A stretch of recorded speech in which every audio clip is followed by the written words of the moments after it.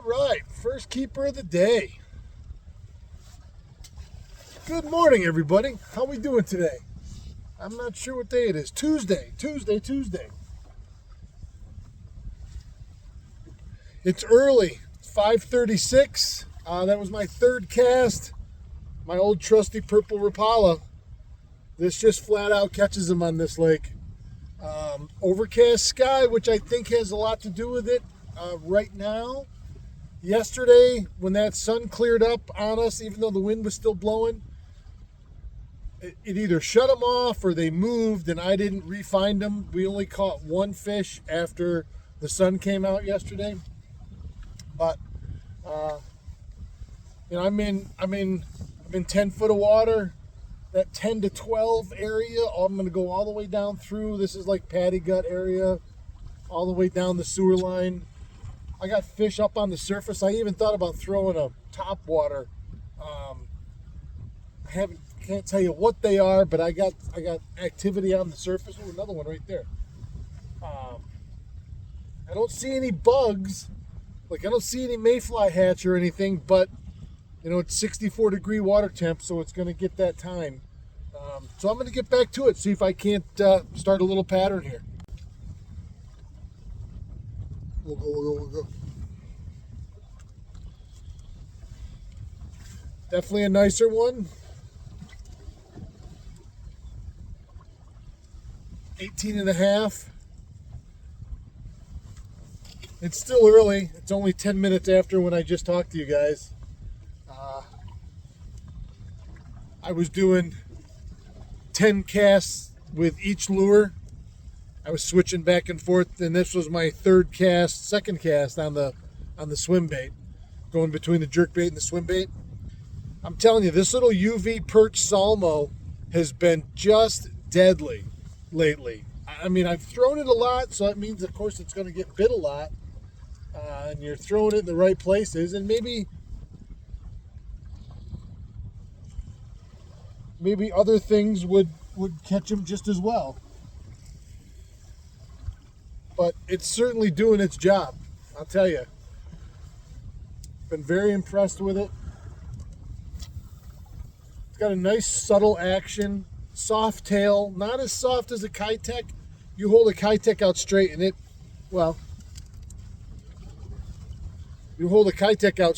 really flops over.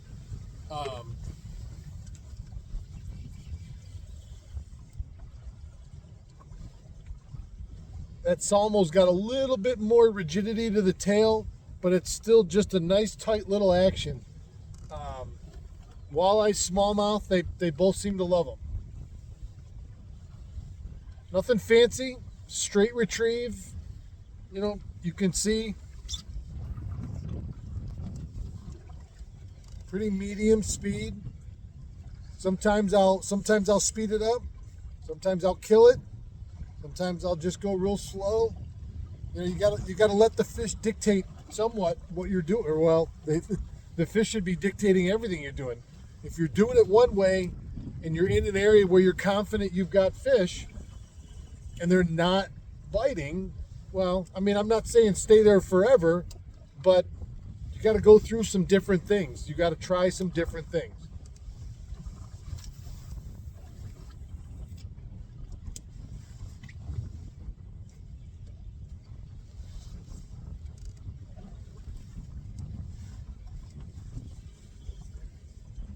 And as always in here, I'm counting my Swimbait down. So we're starting to get some emerging grass in this bay, in this area. So I want to be ticking the top of that grass or just a little bit over the top of it.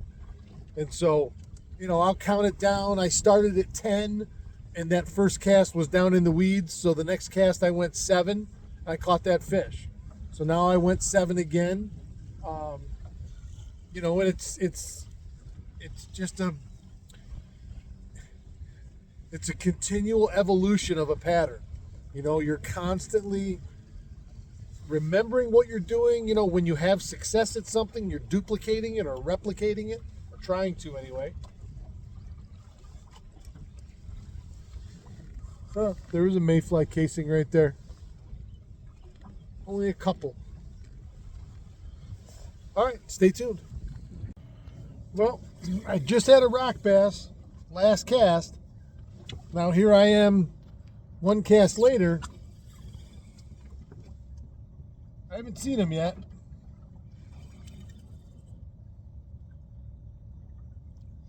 Sir Walter O'Reilly.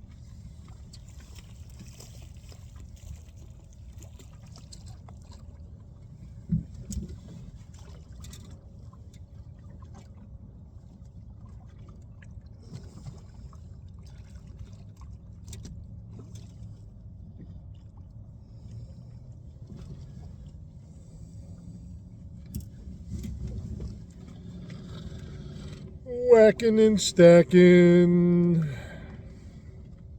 Not really. This is number 3 of the morning. He's going to be a keeper. Let's see how much.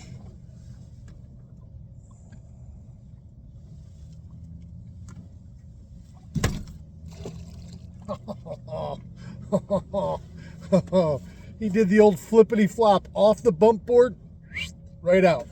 15 3/4. So that's third one of the morning. I had a smallmouth a little while ago jump me off up on another rock pile, but that was the only bite I had up there. So I'm on my last one of the day. This is my third spot. It's just now 7 a.m. I've got about 15 minutes left to fish.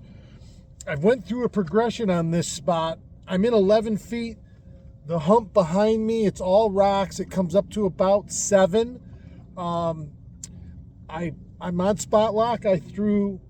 I fan casted all the way around the downwind side of the boat with the jerkbait, nothing. Then I used the crankbait, nothing.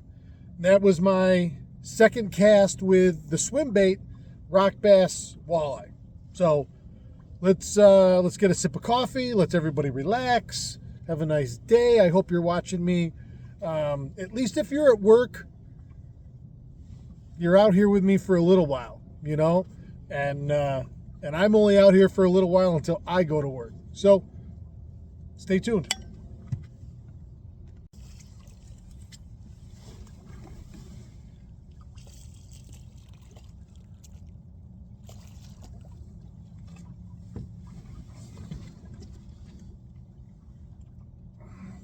Another nice eye. This is the best one of the day. Boy, he's beat up. Look at that fin. He knocked the snot out of this swim bait and wasn't there. I mean, I'm retrieving and all of a sudden, thunk, and it was just nothing. And I'm like, oh, and I sped it up real quick and tick like this and stopped. And within a split second, crash, he smashed it again. 19-incher.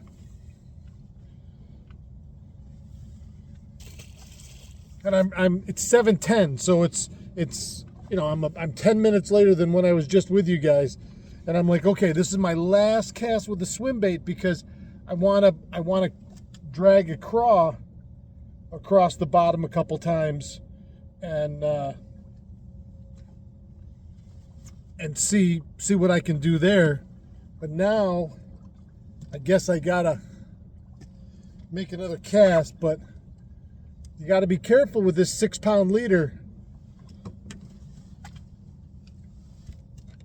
and make sure anytime you feel a chafe like that right there, see that? The next time you set the hook, that's coming apart. So even though, you know, I get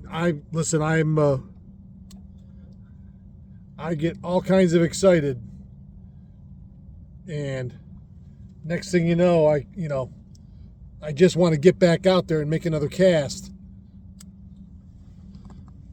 But you gotta be smart about things.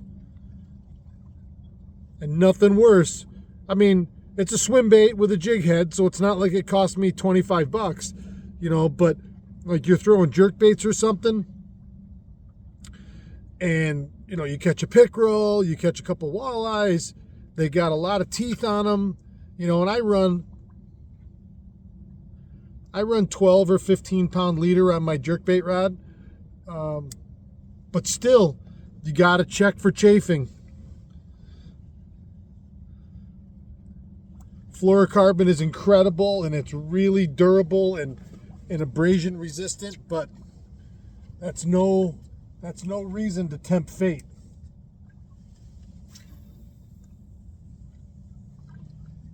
You know, and that might be the fish. You know, you might come back and rear back on that fish, and it's the fish of a lifetime, and oh, bink. You're like, oh, that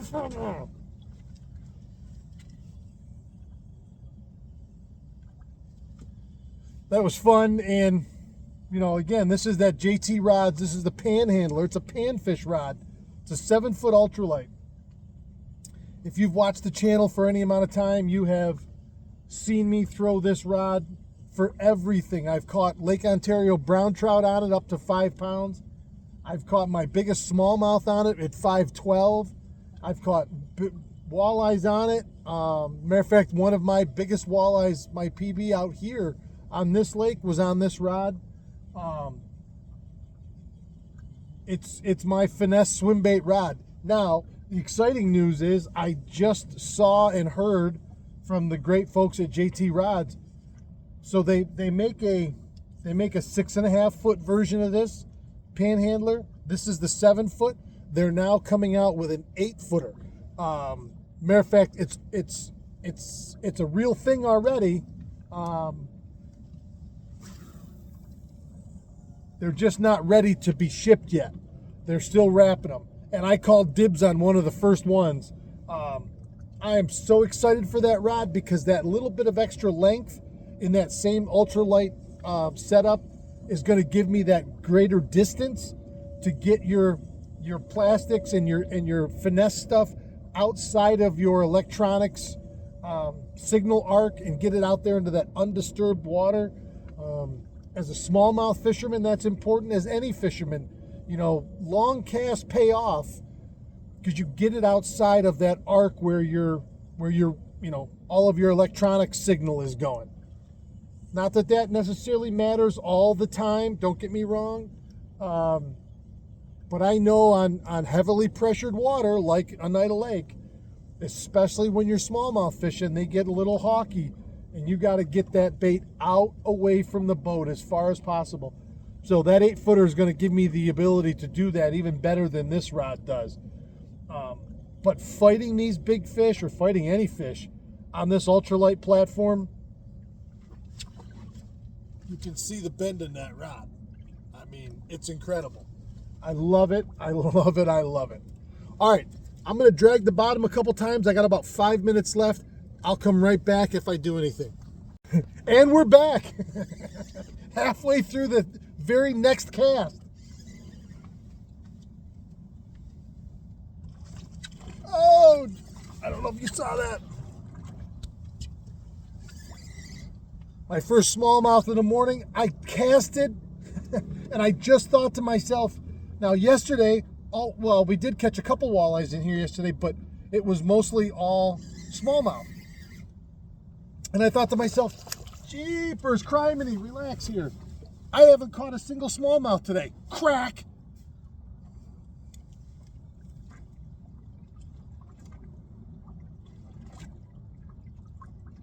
It's completely un-American if you don't like smallmouth bass.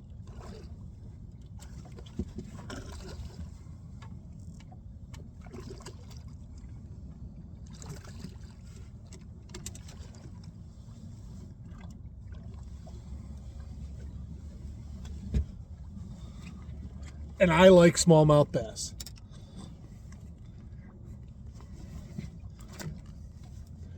First cast with that Kitech spider grub on that little 3/16 ounce spider or football head. It's a deadly combination. Look at that Bundy. Look at that belly. And also, he's only got one good eye. Look at that eye, it's all gnarled up. I love it. I love it. And I still got time for another couple casts.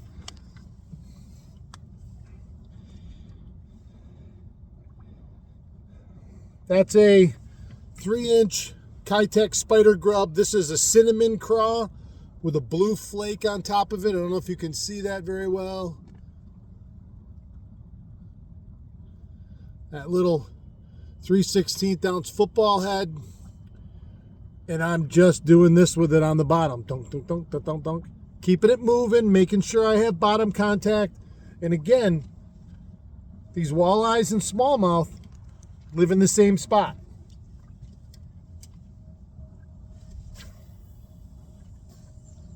They're in here on these rock piles looking for crayfish. They'll eat anything that comes by, but they're on top of the rocks looking for craws. So that could have been a walleye just as easily as it was a smallmouth. And it's, like I say, it's nothing fancy. I'm feeling bottom contact. I'm moving it real slow. If it hangs up, I just pop my tip and keep it moving.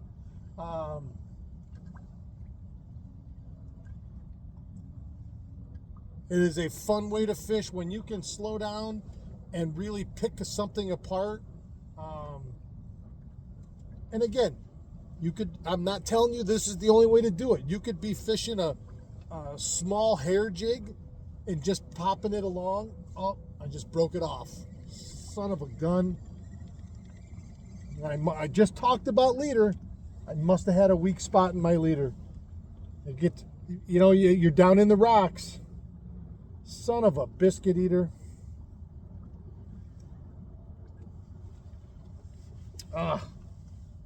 Shame on me, Matt. Shame on me.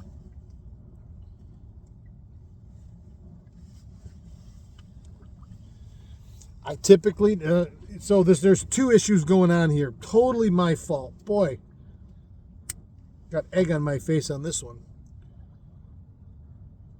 So I had re-rigged this rod yesterday for I think it was for Anthony. And I had him throwing a Swimbait on it. So I went down to this feels like it's 6 pound, might be 8. I try to go light. When you have constant bottom contact, you really could go a little heavier. I try to finesse it, but that was a situation where I just was not paying attention and checking my leader after a fish, especially. Let that be a lesson to everybody. So now this is a power bait. This is a Berkeley chigger craw on a little, that little chartreuse mushroom head, which last year did so well for me, especially with the smallies. Supposedly that chartreuse is a real triggering agent for them, so we'll see.